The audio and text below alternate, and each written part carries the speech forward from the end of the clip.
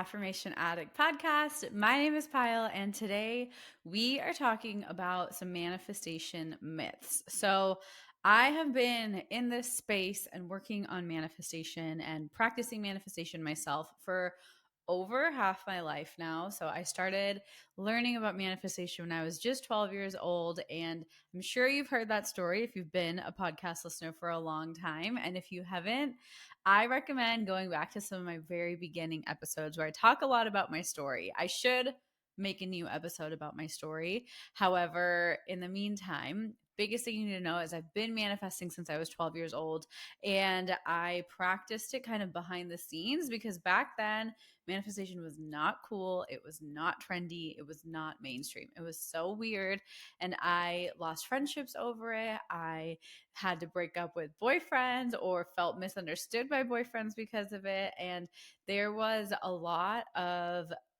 my belief system that didn't align or didn't kind of match other people's belief system, which was really hard. And over the years, I think I understand why I was so misunderstood when I first kind of would share to people I kind of trusted about what I'm doing and what my thoughts are, or how I reached certain points in my life that they were like, how did you make this happen?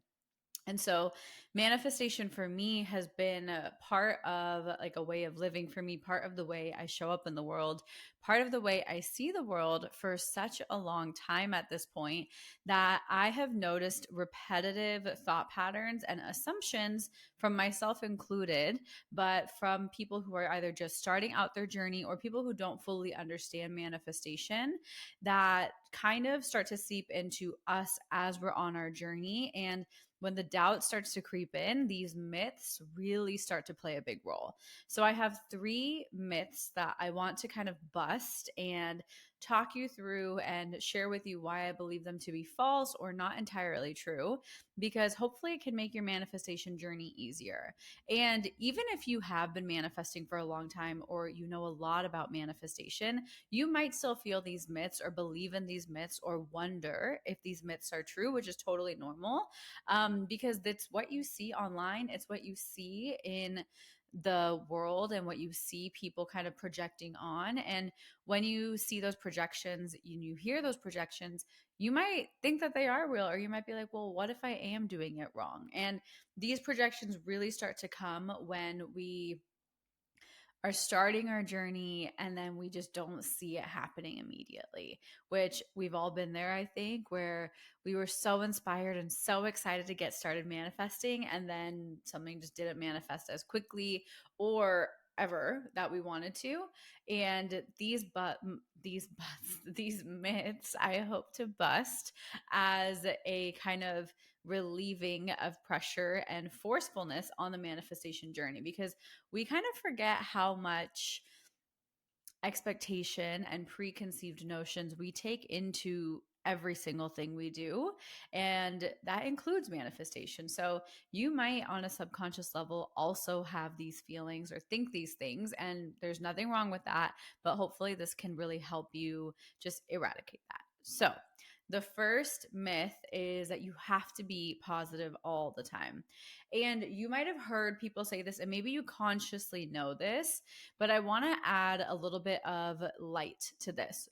Firstly, flat out, you do not have to be positive all the time in order to manifest. And honestly, it is impossible.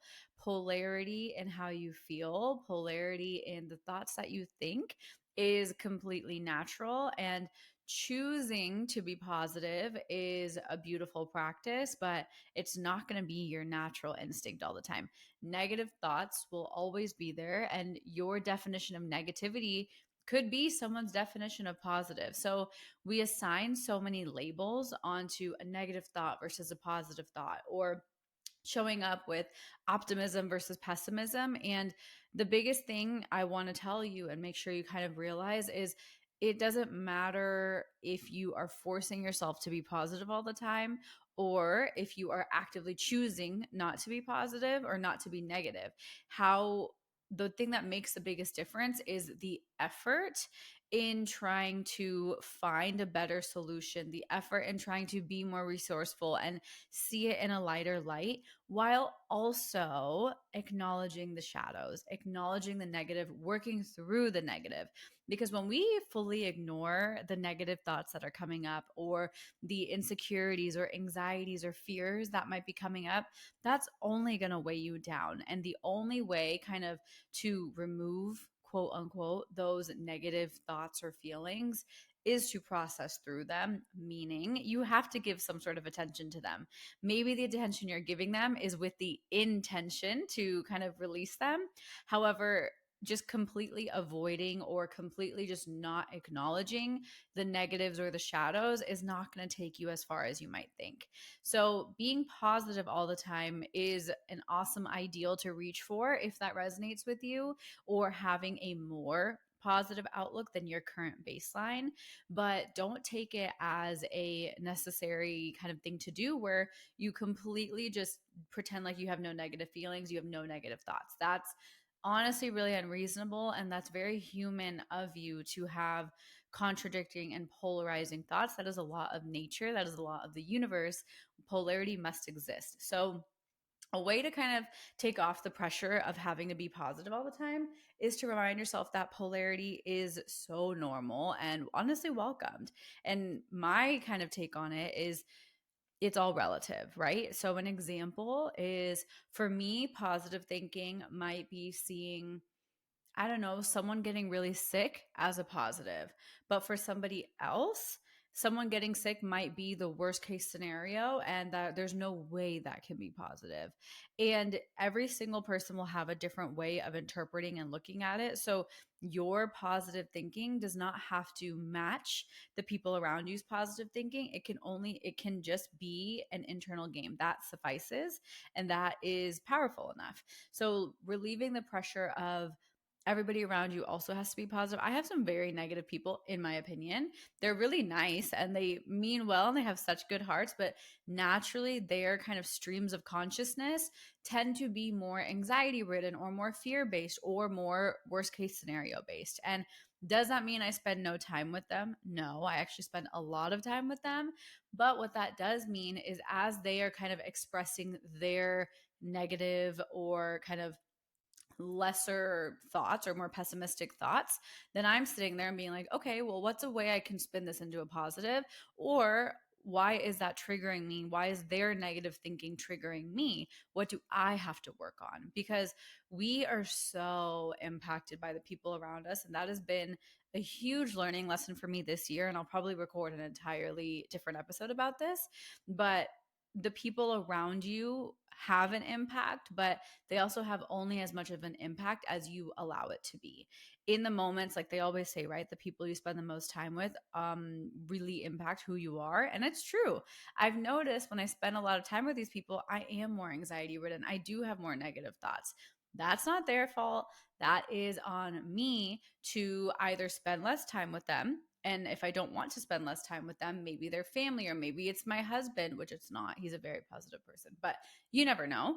Um, if that's not necessarily an option is in those moments to seek exploration internally, seek curiosity. What's a positive version I can spin this? Even if they don't agree, they don't have to even hear you. It can just be a mental rehearsal in your mind of, this is a positive aspect, or this is why I am grateful for this, even though they think it's a negative thing. So it's such a practice of consistently and kind of continuously putting in the effort to create your own version of positive, while not being afraid to look at the negative, not being afraid to have a negative thought. Having a negative thought is not going to ruin your manifestation. Having a negative thought is not going to completely eradicate your ability to manifest. But what does kind of shift your vibration and shift your ability to manifest is what you do with those negative thoughts. Do you ignore them and let them kind of create a higher even level of negativity? Do you acknowledge them and work through them? Or do you just not give that much attention to them? The choice is yours. The negative thought will still exist, but how you respond to it and how you act in accordance to that negative thought is actually where the real magic is. And that's only on you, whether that's somebody else's negative thought or your own. you get to have the power, and you have the power of choice. And it is a practice, like all of this is such a practice, but don't be afraid of your negative thoughts. That's one thing I've noticed a lot, where people are like, hey, I have so many negative thoughts, I just can't manifest. And it's like, well, if you have so many negative thoughts, what do you do with them? Do you look at them and say, okay, I see you. What are you trying to tell me? Or do you make an automatic assumption and say, well, I can't manifest now. This sucks. So those are two very different approaches. And you always have the choice at hand, which I think is so powerful. So that's myth number one, is that you do not have to be positive all the time. That is a truth, not the myth. The myth is that you have to be positive all the time. The second myth is you have to visualize to manifest. I would be lying if I said I did not receive a message on visualization every single day for the past 5+ years. I think the power of visualization is huge. However, personally speaking, not every single desire, actually, very rarely for me, have I visualized in order to manifest. And you might be thinking, wait, what?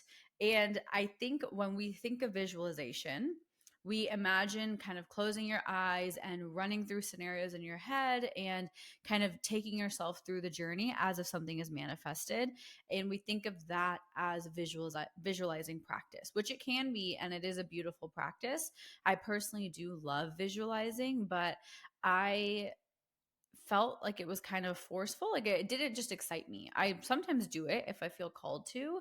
But I also think a lot of us find visualizing difficult to do because we actually don't know what we really want. We don't have that clarity. And, I've talked about this a ton, where having the clarity of what you want and why you want it is so profound. And it doesn't mean you have to know exactly what you want. You could just be saying, I want something different. That is clarity. Wanting something different than what you have is a level of clarity. It doesn't have to be something that you can articulate, it just has to be kind of an inner knowing. So, allowing yourself to be clear on what you want, we find it so hard to visualize because we're like, well, I don't know exactly what I want. I don't know what it looks like. We obviously, because of the nature of the word, we associate visualization with you have to see it, whether it's through your mind's eye, you have to kind of have a vision for it. All of it is very sight dependent. And for some people who aren't really visual, that could be really hard. I personally am a very visual person. I can see something and I can just kind of create an image in my mind really quickly. It's something I've always been able to do, and it's just something I've had fun doing. So maybe I don't sit and visualize all the time because I don't feel the need to. When I'm saying an affirmation or when I'm writing down an affirmation, I'll get little flashes, or I'll try to create little flashes of images of what does that look like for me. I don't always do that, but sometimes you can visualize. So when someone, and you hear podcasters or manifestation teachers or spiritual teachers talk about visualizing, maybe reframe your definition of what visualizing is. Maybe visualizing for you isn't seeing it with your eyes closed. Maybe it's having an inner knowing that when you see something on Instagram or on Pinterest, you know with a full body yes, or you know with a full body no that that's not what I like. Like, maybe you need kind of inspiration to get that clarity, and that's okay. That is not a bad thing. Or some people are very auditory visualizers. Some people hear and they know what it sounds like. And I am not an auditory person, so I can't even describe that. But I know people in my life who are, and their kind of sense of sound is so just divine that they know like what something feels like and hears. Like, they know through their ears almost. And this is kind of going into the clairaudience and clairvoyance and all of the different clairs, which are kind of your spiritual abilities. And they are all amplified sensations of feeling. So it's smell, taste, sight, touch, and hearing, and then also feeling, like clairsentient. And so I think exploring the different clairs can really help you understand how you might uniquely visualize, because visualizing kind of limits it all to sight, right? You have to see it. You have to see it in your mind's eye. You have to look, you have to know what it looks like. And that can be really hard for people. And I don't think we're all meant to. I will tell you firsthand, I manifested Tom without doing a single visualization. I manifested my dream job, well, actually, my dream business without a single visualization. The one thing I manifested with visualization, because I was so clear on what I wanted, was my dream job out of college, which I ended up quitting after a year. I'm sure you've heard that story. And so that's probably one of the only visualizations. And then my dream home. I always visualize these arched windows and like a big kind of private backyard.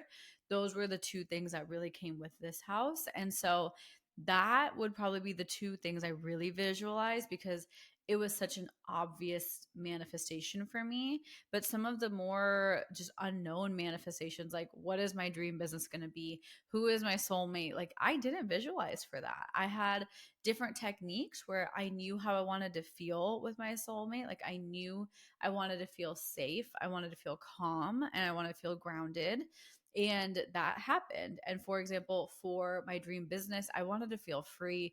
I wanted to, one kind of specific part of the desire that I knew I wanted was I wanted complete autonomy and freedom of my time and what my days looked like. I didn't want to wake up dreading a Monday morning or living for the weekend. I wanted my days to be free and up to me every single day, no matter what I'm doing. And that was one of the biggest manifestations that I received out of this business. And so you don't always have to see it in your mind's eye. You might just know what it feels like. You might be able to taste. Maybe it has to do with food, or you can taste kind of like the salt in the air. Like everyone has different senses and sensations that they're really good at. Like I have a really strong sense of smell. Like I can smell things and I can tell you if it's like I'm really strong sense of smell and taste. Like those are two of my really strong senses, but I do have a strong visual sense because Tom always says I have a photogenic memory. Not photogenic. Is it photogenic? Whatever the memory is where like you remember things. Maybe it is photogenic memory. I don't remember what it's called. But he always says that because I can like if I read a book, I remember like what words were on what lines. So that is a form of visual, but I don't use that for my manifestations. Like I do have heightened visual senses, but I don't actually use that for my manifestations. Some people are so in tune with their body that they can feel if something is 1% off. So use that on your manifestation journey. Don't put the pressure that you have to sit and visualize to manifest. If you want to take away one thing that you have to do to manifest, my biggest takeaway is manage your vibration. And your vibration is made up of your mental state, your emotional state, your energetic state, your physical state, and your spiritual state. This is what I teach in my step-by-step guide to manifesting as a lifestyle, is that all you are trying to do is manage your vibration. But how do you actually do that? What does managing your mental state look like? What do you do when you're overthinking or you're overanalyzing? What do you do when you're feeling super heavy emotions? What do you do when you're feeling so kind of disconnected with your physical body? Or how do you navigate kind of the more spiritual concepts of surrender and detachment and letting go and neutrality? Those are all kind of what I walk you through in the guide. And you can do it yourself. It's nothing is like a profoundly mind-blowing concept in my opinion. It feels very natural to me. It's just presented in a way that everyone has said is really really resonant with them, because it is such an easy approach to manifestation. Of course, I still always recommend playing with your affirmations, but your affirmations can look like you just thinking a thought while you're brushing your teeth rather than sitting and repeating it in front of the mirror. So allowing that freedom and flexibility in how you manifest, I think, is one of the most empowering things you can do, because you're not bound to one method. You're not bound to one spiritual practice. You're not bound to just doing one thing in order to manifest. It can always look different, and it looks different for every single person. And for that specific person, it looks different for every single manifestation too, because our beliefs and assumptions and connections with every manifestation is frankly so different. So, just a reminder, you do not have to visualize in order to manifest. You don't actually have to do any one specific thing in order to manifest. It's allowed to be flexible and it's meant to be flexible. So, I hope that was helpful. And the third myth, which I kind of touched on, is that you need to know exactly what you want in order to manifest it. This is where I think we have kind of taken out of context what clarity looks like. I think we kind of assume clarity means I know exactly what I want, I know what color, I know how it's going to make me feel, I know when I want it to happen. And I think clarity can look like knowing what you don't want. Clarity can look like knowing what it is that you want, but also being open to more. Clarity can look like being open to having no idea and being surprised. Like, clarity does not have to be you know exactly what you want and you have a picture of it, because so much of what you're manifesting has never been manifested before in the exact way it's going to manifest for you. So, how can you have a perfect example and a perfect picture of what it is that you're manifesting? Like, your desires are so unique to you that no one else has done it in the same way, in the same lens, and the same aspect that you have. So I think we've misinterpreted what clarity really looks like. Another thing is clarity, we sometimes, when we have that kind of mainstream definition of clarity where it's like, I want my soulmate to be 6 foot tall, I want him to be from this country, have a Australian accent, and be a professional athlete, right? Like, is that clarity or is that control? That, in my mind, is a way of us trying to control. I don't think that's what clarity is. And I feel like we use this kind of title of clarity as a disguise for trying to control what we're manifesting, which defeats the entire purpose of manifestation. I know that is the most contradictory thing.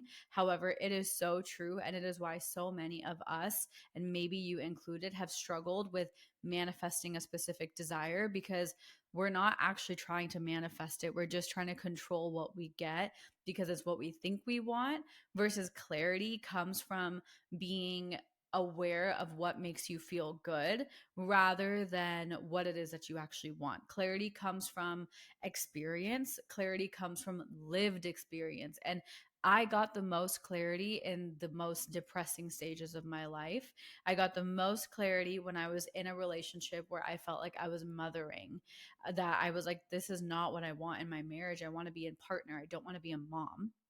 I got the most clarity when I was in my dream job at the time, but was going to sleep crying every night, feeling the most lonely and unfulfilled I've ever felt. I got the most clarity when I was in a home that made me so happy, but I knew something was missing.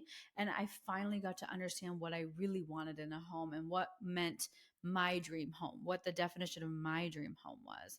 I got so much clarity when I wanted to stop my business and I realized what kind of benefits my business offers me and what drawbacks there are and how to work with those drawbacks. So I feel like we look at clarity as I get to be as specific as I want, like a Christmas wish list, which it in a way can be. But then when we get that clarity, we have zero flexibility. And I don't even think most of the time when we have that long wish list of stuff, that is true clarity. I think it's a way of controlling and a way of thinking that because this worked for everybody else, I think it's going to work for me too. My biggest manifestations happened in the most unexpected ways. And the ones that I was specific about, it came from within. It was such a innately natural desire for me that made sense to nobody else around me. And that's a really good just gut check. It might not be foolproof, it might not be 100% correct, but if you have a specific manifestation, notice how many people around you or how many people on your social media or how many movies you've seen that manifestation in. And the higher that kind of probability and percentages, the more it might not actually be your true clarity filled desire. It could just be a method to control and help yourself gain a level of perceived happiness or feeling good that you think that manifestation will bring you because you've seen other people get that manifestation. An example, right? One of my manifestations was I wanted to be with an Indian guy. Why? Because everyone around me was with an Indian guy. I thought it was so cute when our families would go to India together and go on trips together and have chai together and talk in Hindi together, and my kids could speak Hindi. And every single Indian guy I dated was never a good relationship. Ever, ever, ever. Did I ever feel fulfilled? Did I ever feel like great in it. I always was like, this sucks. Like, this is annoying.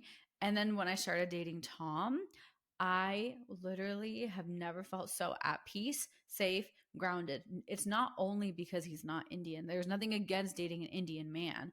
I mean, my entire family is Indian men and I love them and I think they're great guys. It was just for me, my specific manifestation was dating or marrying an Indian guy. And that was a means to control what I thought my definition of happiness would be. I thought that would control that my families and his family would get along. However, I realized that the marrying an Indian guy wasn't the requirement of the families getting along. What I really was trying to manifest was our families becoming really close together, but that didn't, I was trying to control it by marrying an Indian guy. However, I met Tom. He was not Indian, still decided to marry him, and our families are closer than I've seen any other family in my entire life. And it's my favorite blessing in this whole entire world because I was proven so wrong. Like I got so humbled by the universe. And it reminds me every single day that we don't always know what we want. We use that clarity as a disguise for control. And we're kind of too unaware of what our actual desire is. So I thought my actual desire was marrying an Indian guy. My true desire was my family and my husband's family being really close. But I used marrying an Indian guy as a means to control all the different expectations and assumptions that come with that. So we sometimes are wrong without even realizing it. Our intentions are so pure, but sometimes we're wrong. Another clarity thing, and I know this episode is getting a little long, so a quick clarity thing, right? Like for my home, I was so clear I wanted arched windows and a huge backyard, but my manifestation when we were manifesting our home last year, I was super set on a location. And I was like, oh, only locations in this area have arched windows and big desert view backyards and mountain view backyards. And I realized I wanted that location for the status that came along with it. And what I actually wanted was just a peaceful, open, spacious Zen home. But I wanted the zip code and the city's status to be paired along with it. And that was such an ego check because when we were only looking, and I was specifically the one creating this limitation, we were only looking in that area code. We never found a house that we liked. Tom decided to kind of expand the search and he looked a little bit further out, and one of the first days he did that we found this home, which is every single thing I could have asked for. Of course I want different things in the home, however that's natural. And immediately manifesting and getting under contract right away with zero hiccups with this home and it being way under budget for us, all of these different things worked out so beautifully with this home that it showed me that the clarity that I thought I had was I want to live in this area code was a means to control a more ego driven desire that wasn't a true desire. It wasn't my desire, it was for everybody else. And it's just understanding like there are layers to our desires, and some of them come from a place of true desire, and some of them come from a place of ego, and some of them come from a place of fear or lack. And giving yourself the time to experience it while also being able to be honest with yourself. And it's a practice, it's scary, it's uncomfortable, because we realize like so much of what we want isn't for us, or we're scared of getting the clarity that we don't actually like what we manifest.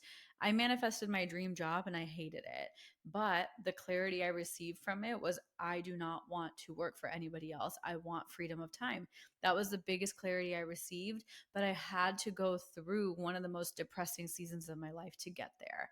So realizing that clarity isn't actually a specific list of desires. It is a almost like a journey of understanding yourself more and why you want your desire and what aspects of that desire are actually important to you, right? We all say I want financial freedom. But what does that mean for you? Why do you want it? Is there a deeper root desire? We all want a soulmate. Why? What does that look like for you? What are you going to do with your soulmate? And keeping on going on what limitations and expectations you are already placing on your desire and peeling back those layers and letting it be a free formed entity is one of the most powerful things I've learned personally this year specifically. Um, and I have an episode coming out in a few weeks about 10 manifestation lessons I learned this year. And I'm going to talk about it a little bit more because I got so much clarity in my business, and my business did a complete 360 or 180, did a complete 180 due to the fact that I got clarity. And so allowing yourself to be vulnerable and be honest with yourself, I think, is what actual clarity is, not making a list of what exactly you want. So those are the 3 myths. So you do not have to be positive all the time. You do not need to visualize to manifest, and you don't have to know exactly what you want. I hope this episode kind of was helpful and brought you a little bit of relief on the pressure you might be unintentionally putting on your journey. And I will see you next week. Thanks for being here.